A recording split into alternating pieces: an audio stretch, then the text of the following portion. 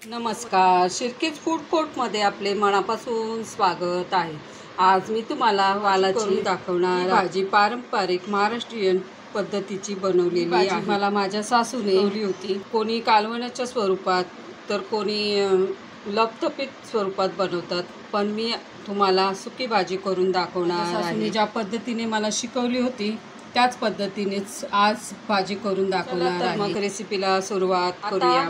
आपण साहित्य काय लागणार ते सुद्धा बघूया। 1 किलो वाल घेतलेले आहे मी, रात्रभर भिजत ठेवले होते आणि सकाळी पाण्यातून काढून कॉटनच्या कपड्यात बांधून घेतले होते आणि मी संध्याकाळी काढले, त्यामुळे थोडे मोड आलेत, बघू शकता तुम्ही। तुम्हाला जास्त जर मोड आणायचे असतील तर तुम्ही 1 दिवस कपड्यात बांधून ठेवा, दुसऱ्या दिवशी भाजी करायला। कोथिंबीर आहे बारीक चिरलेली, 2 कांदे बारीक चिरलेले, मीडियम साईजचा टोमॅटो आहे बारीक चिरलेला, 8 ते 10 कढीपत्त्याची पानं आहेत, 4 कोकम आहे, 7 ते 8 लाल हिरव्या सुक्या मिरच्या, 1 चमचा जिरं, ते 15 लसणाच्या पाकळ्या आहेत, इथे अर्धा तुकड्याचा आहे मी बारीक चिरून घेतलेले आहे। तुम्हाला जर तिखट जास्त हवं असेल तर तुम्ही मिरच्या वाढवू शकता। 1 चमचा लाल मिरची पावडर, 1 चमचा गरम मसाला, 1 चमचा हिंग, 1 चमचा मोहरी, अर्धा चमचा हळद, चवीनुसार मीठ, फोडणीसाठी तेल। रेसिपीला सुरुवात करूया। वालाची भाजी करायसाठी आपल्याला पहिल्यांदा एक वाटण तयार करायचं आहे। त्यासाठी मी मिक्सरचं भांडं घेतले, त्यामध्ये मी येते खोबरं टाकते, लसूण टाकते, लाल सुक्या मिरच्या टाकते, जिरं टाकते, थोडंसं पाणी टाकून बारीक वाटून घेते। थोडं पाणी टाकून मी मसाला बारीक वाटून घेतला। तर आता आपण भाजीला फोडणी देऊया। कढई गरम करायला ठेवली, कढई गरम झाली, मी त्यामध्ये अंदाजे 2 ते 3 चमचे तेल टाकते।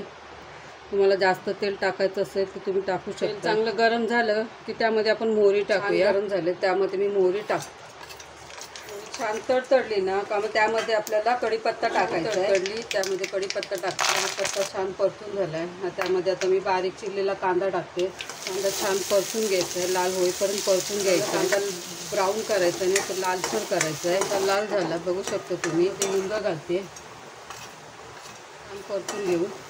परतून झालं आता त्यामध्ये टोमॅटो टाकूया। टोमॅटो मऊसूत होईपर्यंत शिजवून घ्यायचे, शिजून झाले तुम्ही बघू शकता। आता यामध्ये आपण मसाले टाकूया, पावडर, गरम मसाला, हळद, छान परतून घ्यायचं तेल सुटेपर्यंत। शकता मसाला छान मिक्स झालं तेलामध्ये, वाटण टाकूया, तेलात छान परतून घ्यायचं तेल सुटेपर्यंत। मसाले जळू नये म्हणून मी मिक्सरचं भांडं धुवून ते पाणी मी या मसाल्यात टाकते, छान मिक्स करून घ्यायचं। पुन्हा तेल सुटेपर्यंत परतून घ्यायचं, 3 मिनिटात तेल सुटेल। मसाला छान परतून झालाय, मसाल्याला तेल सुटलंय तुम्ही बघू शकता। वाल टाकले, आता छान परतून घेऊया, मिक्स करूया, चवीनुसार मीठ टाकूया। गॅस मंद करून त्यावरती झाकण ठेवूया, 5 मिनिटं वाफवून घेऊया। आता पाणी टाकायचं, पाण्याच्या वाफेवरती 5 मिनिटं वाल शिजून घेणार, 5 मिनिटं वाफवून घेऊ। 5 मिनिटं झाली झाकण ठेवून, मी आता झाकण काढते, भाजी हलवून घेऊया। सुकी भाजी करणार आहे, थोडी शिजली आहे, आपल्याला वाल शिजवून घ्यायचे, वाल मोडले पाहिजे नाही, हलवून घेऊ एकदम। त्यामध्ये आपण थोडंसं पाणी टाकूया, मी ते अंदाजे अर्धा ग्लास पाणी टाकते। आपल्याला वाल शिजवायचे आहेत, वाल मोडायचे नाही, शिजले ना का त्याचा चुरा वाल दिसले पाहिजे ह्या पद्धतीने। आता ह्याच्यावर झाकण ठेवते, आपल्याला कोकम टाकायचं राहिले। कोकम मी जर वालामध्ये गूळ घालत असेल तर घालू शकता, आमच्या घरामध्ये वालात गूळ घातलेलं आवडत नाही म्हणून मी टाकत नाही। जर आवडत असेल तर तुम्ही टाकू शकता। वालात गूळ टाकला ना की भाजी खूप छान होते, टाकून बघा आणि आवडत असेल तर नक्कीच टाका। झाकण ठेवते, 5 मिनिटं पुन्हा झाकण ठेवते। 5 मिनिटं झाले, मी झाकण काढते आता, तुम्ही बघू शकता भाजीला किती छान कलर आला। शिजले की नाही तेही चेक करून, नाही शिजले, थोडेसे शिजले बाकी आहेत, पुन्हा एकदा झाकण ठेवून वाल शिजवून घेऊया। पुन्हा 5 मिनिटांनी आपण चेक करूया। 5 मिनिटं झाली, मी झाकण काढते, भाजी हलवून घेऊ आणि चेक करू आता वाल शिजलेत की नाही ते बघूया। अशा वेळेस काय करायचं, अजून थोडंसं पाणी टाकूया। आता हे ताटातलं जे गरम पाणी आहे ना तेच टाकायचं आहे, पाणी टाकलंय, मिक्स करूया छान। ताटावर पूर्ण झाकण ठेवूया, 5 मिनिटं आणखीन शिजून घेऊया। 5 मिनिटं झाली, बघू आता वाल शिजलेत की नाही। वाल शिजायला ना कधी कधी वेळ लागतो, वाल शिजले, तयार झाली। आता आपण बघूया वाल शिजलेत की नाही, ते शिजलेत वाल।